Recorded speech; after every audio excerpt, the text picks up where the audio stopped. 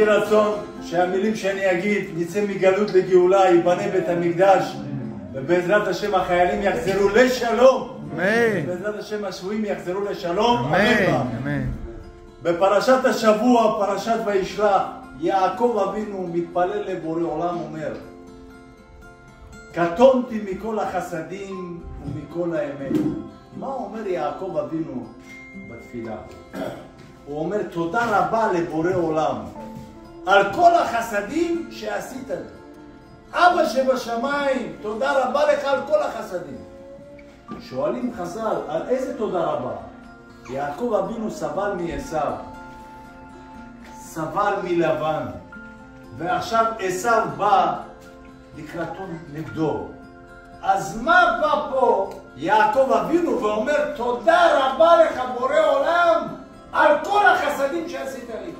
אלא התשובה היא, יעקב אבינו אומר, אבא שבשמיים, נתת לי עיניים, תודה רבה.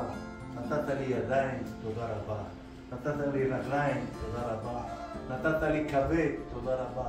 נתת לי כליות, תודה רבה. נתת לי גוף בריא, תודה רבה לך בורא עולם.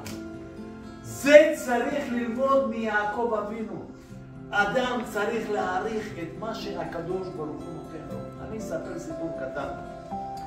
בא איזה אבא עם הבן שלו, לרב יצחק זילברשטיין, ואמר לו, כבוד הרב, יש לי בן, אבל הבן שלי, אתה צריך לברך אותו. הוא אומר לו, במה?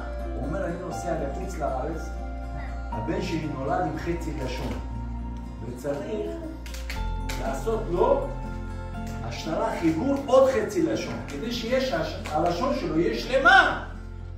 ואמר לו הרב יצחק זילברשטיין, תגיד לי, כמה זה עולה הניתוח הזה? הוא אומר, $200,000.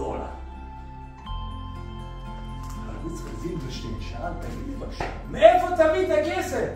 הוא אומר, אני צריך למכור את הבית עכשיו, שמתי למכירה, כדי לעזור לבן שלי, לתת כסף שלו לביטוח. בכה הרב יצחק זילברשטיין, נכנס לחדר שלו, לקח נייר וכתב, יש לי לשון שעולה $400,000. ואדם לא מעריך את זה. זאת אומרת, רבותיי, כולם צריכים לדעת, כמה עולה לשון? $400,000. מישהו חשב על זה פעם? אז להגיד תודה רבה. בבוקר שאתה קם, מילה ראשונה, משפט ראשון שאתה צריך להגיד לפני נטילת ידיים, מודה אני לפניך, מלך חי וקיים, שהחזרת בי נשמתי בחמלה רבה אמונתך. יהי רצון שתמיד נזכה להודות לבורא עולם ולהגיד תודה, ולא להסתכל על השחור, אלא תמיד להסתכל על הלבן ולהגיד תודה לבורא עולם. ברוך אדוני לעולם, אמן ואמן.